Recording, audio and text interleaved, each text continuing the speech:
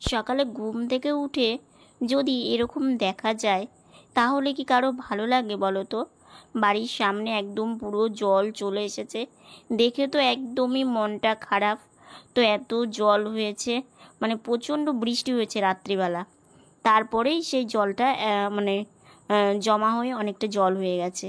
তো জলটা হয়তো বেরিয়ে যেতেও পারে যদি বৃষ্টি না হয়। শুভ সকাল বন্ধুরা, আর লাইফস্টাইলে তোমাদের অনেক অনেক স্বাগত আর অনেক ভালোবাসা। তোমরা সবাই কেমন আছো? আশা করি তোমরা সবাই খুব ভালো আছো। তোমাদের ভালোবাসা এবং আশীর্বাদে আমরা ভালো আছি। আজকে হচ্ছে বৃহস্পতিবার, আর এখন বাজে 7:30। নতুন দিন, নতুন সকাল, তোমাদের সঙ্গে নতুন একটা ভিডিও শুরু করলাম বন্ধুরা। চারিদিকের পরিস্থিতিটা এত খারাপ, তোমাদের কি বলবো। এই জল দেখে রীতিমতো একদম পুরো মনটা খারাপ হয়ে গেছে। আর আজকে আমার কিছু মনের কথা তোমাদেরকে জানানোর আছে, পুরো ভিডিওটা দেখতে থাকো তাহলেই বুঝতে পারবে। তো জল দেখে তো মানে মন খারাপ। বোন এসে বলছে, দিদি ভাই একটু গাড়িতে বসে বাইরেটা দেখে আয়। তো আমি ঘুম থেকে উঠে কিছুটা জল ছিল, আমাদের দুয়ারের সামনে জল ছিল, কিন্তু তারপরে ধীরে ধীরে মানে কমে গেছে। তো বেশ ভালোই লাগছে। বৃষ্টি না হলে না, তাহলে আর জলটা বেশি হবে না, কমে যাবে। কিন্তু বৃষ্টি যদি হয় তাহলে এর থেকে আরও বেশি হয়ে যেতে পারে। বোনের স্নান হয়ে গেছে, স্নান করে ও সবজি আমানি করছে। পটল, আলু আর হচ্ছে কাঁঠাল দানা দিয়ে তোমার হচ্ছে একটা চচ্চড়ি করবে। তো সেই চচ্চড়িটাই বোন হচ্ছে আমানি করে দিচ্ছে। আর আমি বসে থেকে একটু দেখছিলাম। আর আমার তো এগুলো দেখে তো মানে ভালো লাগছিল না আর কি, কী করব না করব বুঝতে পারছিলাম না। তো সেই জন্য বোন বলছে, দিদি ভাই তুই ফ্রেশ হয়ে আয়। তো আমি বলছি একটু পরে যাই। তো এইদিকে বোন সবজি সব কিছু গুছিয়ে দিয়ে এদিকে তোমার হচ্ছে আলুটা ছিলে দিচ্ছে, সয়াবিন করবে। তো সেই জন্য আলুটা সেদ্ধ করে দিয়েছে মা। তো বোন হচ্ছে যে সবজি চোচাগুলো যেখানে রেখেছে সেখানে আলু ছিলে, আলু চোচাগুলো সেখানেই রাখছে আর কি। তাহলে মা উপরে নিয়ে গিয়ে দিতে পারবে আর কি। তো সেই জন্যই আর এদিকে মা থালা দিয়ে দিল। তো মা বলছে, বাবা গরম আলু এইভাবে তুমি যদি ভাঙতে যাও তাহলে তোমার হাতে ছ্যাঁকা লেগে যেতে পারে। তো মা আবার দেখিয়ে দিল যে এইভাবে করো, তাহলে কোনো অসুবিধা হবে না। তো বোন আলু ছিলে ওইভাবেই করছে মা যেমন করে বলল। কারণ সব মাই তো চায় তার সন্তানরা একটু ভালো থাক, তো আমার মাও সেরকমই চায়। তো সেই জন্য ওই যে বোনকে যেভাবে দেখিয়ে দিল বোন সেইভাবেই করলো আর কি। মাকে গুছিয়ে দিয়ে বোন যাবে ঠাকুর ঘরে। তো এদিকে মা চচ্চড়িটা বসিয়ে দিয়েছে। কাঁঠাল দানা দিয়ে এই চচ্চড়িটা করাই হয়নি জানো তো। এরকম খেতে বেশ ভালোই লাগে, কিন্তু তোমার একটু জিরে ফোড়ন দিয়েছে, সরি পাঁচফোড়ন, পাঁচফোড়ন দিয়েছে, আর একটু হলুদ লবণ দিয়েছে, আর তোমার একটু চিনি দিয়ে দিল, কারণ নিরামিষ রান্না একটু মিষ্টি মিষ্টি হলে দেখবে বেশ ভালো হয়। ওইদিকে অন্নটা হয়ে গেছে, দুধ জাল দেওয়াও কমপ্লিট, আর আলুটা ওই যে পাশে রেখেছে, আর লেবুটাও বোন আমানি করেই দিয়ে গেছে। আর এদিকে মা একটু জিরে ভেজে নিচ্ছে। এইভাবে সয়াবিন রান্না করলে না বেশ টেস্টি লাগে। তো যে কী কী সম্বারে দিচ্ছে, জিরে, শুকনো লঙ্কা, আজকে কাঁচা লঙ্কা ছিল না জানো তো, বাড়ন্ত ছিল, আর তেজপাতা। তো মশলাগুলো একটু ভাজা ভাজা করে তোমার এই যে আলুটা আদা ভাঙা করা মানে করা ছিল সেটা দিয়ে দিল, দিয়ে একটু নাড়াচাড়া করে তারপরে পরিমাণ মতো হলুদ, পরিমাণ মতো লবণ দিয়ে দিল, দিয়ে একটু নাড়াচাড়া করলো। করে একটু ভাজা ভাজা হলে তারপরে তোমার মশলাটা দেবে। আর জিরে বেটে দিলে না মানে এই সোয়াবিনটা না বেশ টেস্টি আসে আর কি খেতে। তো সেই জন্যই এবার মা একটু ভালো করে নাড়াচাড়া করে আর ওটা ভেজে তারপরে তোমার মশলাটা দিয়ে কষিয়ে নিয়ে সোয়াবিন দিয়ে জল দিয়ে দিয়েছে। তো ওইদিকে রান্না হচ্ছে, বোনকে ভোগ বেড়ে দিয়ে আসবে। তো মা বলছে অনেকটা বেলা হয়ে গেছে, প্রায় 10:30 পার হয়ে গেছে আমার খেতে খেতে আজকে, কারণ মন মানসিকতা ঠিক ছিল না, তো সেই জন্য খেতেও দেরি হয়েছে। তো আমাকে চিড়েটা দিয়ে দিয়েছে, চিড়েটা খেলাম, খেয়ে একটু রেস্ট নিয়ে তারপরে গাড়িতে বসেছি।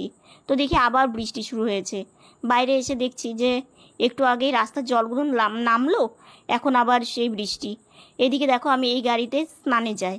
তো গাড়িটা দেখে মানে ভাবলাম যে আমি সব কিছু যখন তোমাদেরকে জানাই, তো এই গাড়িটাতে করে স্নানে যাই। তো গাড়িটা অনেক দিনকারই, তো কি করব, কিছু করার নেই। তারপরে স্নান করে এসে একটু শুয়েছিলাম। শুয়ে থেকে মা বলছে যে বাবা উঠে বসো, ভাত খেতে হবে। কিন্তু আজকে আমার ভাত খাওয়ার একদমই মন নেই। কেন নেই বলছি, কারণ হচ্ছে আজকে সোয়াবিনটা রান্না করেছে শুকনো লঙ্কা দিয়ে, আর প্রচণ্ড ঝাল হয়েছে, আর আমি না ঝাল একদমই খেতে পারি না। তো মা বলছে বাবা অল্প করে ঝোল নিয়ে একটু লবণ দিয়ে মেখে খেয়ে নাও।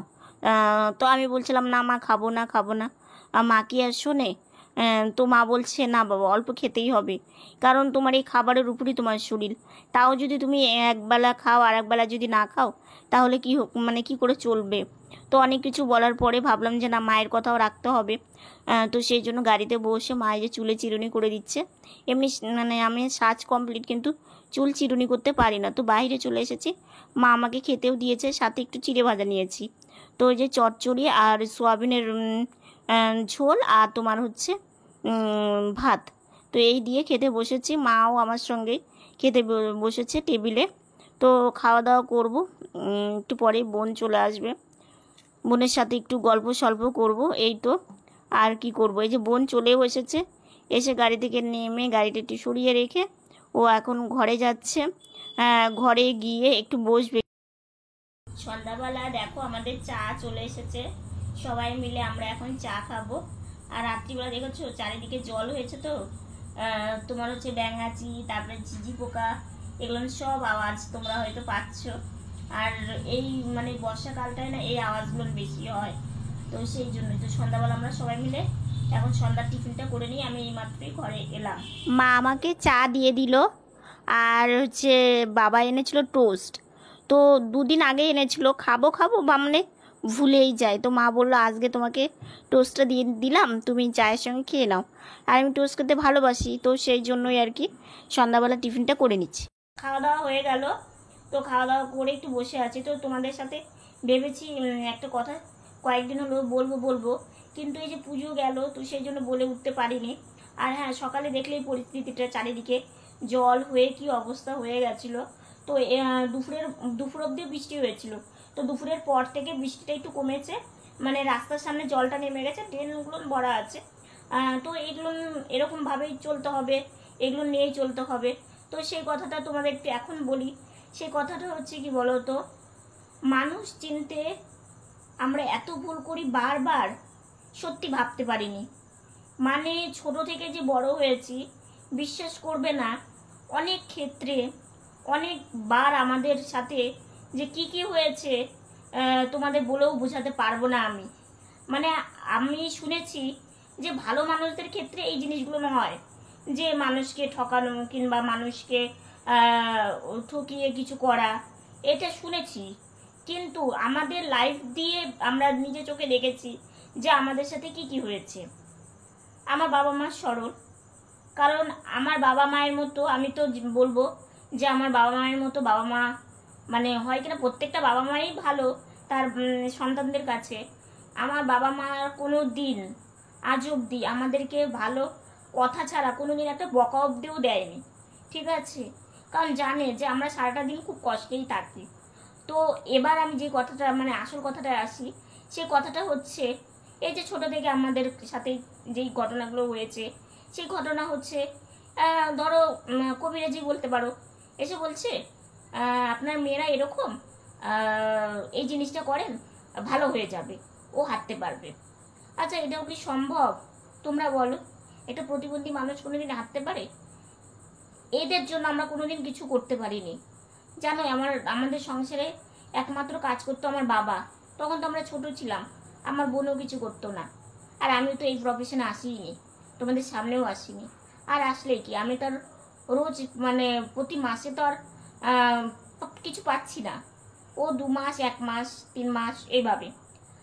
তো এবার হচ্ছে ব্যাপারটা হচ্ছে দেখো, এটা করেন, এই টাকাটা দেন, এই জিনিসটা হয়ে যাবে ভালো, কিংবা এটা করলে আপনাদের এটা ভালো হয়ে যাবে, কিংবা এখানে নিয়ে যান, এটা করলে এই জিনিসটা হবে। ইভেন কিছুদিন আগে একজন বাড়িতে এসেছিল, এসে বলছে এই গাছটা দিচ্ছি, আপনার মেয়ে ভালো হয়ে যাবে, আপনার মেয়ের ব্যথা কমে যাবে। তখন আমার পায়ে ব্যথা ছিল। তখন মা বলল আমি এখন নিতে পারবো না। বলে কি না না নিন, হচ্ছে সোনাদানা যা আছে দিয়ে দিন।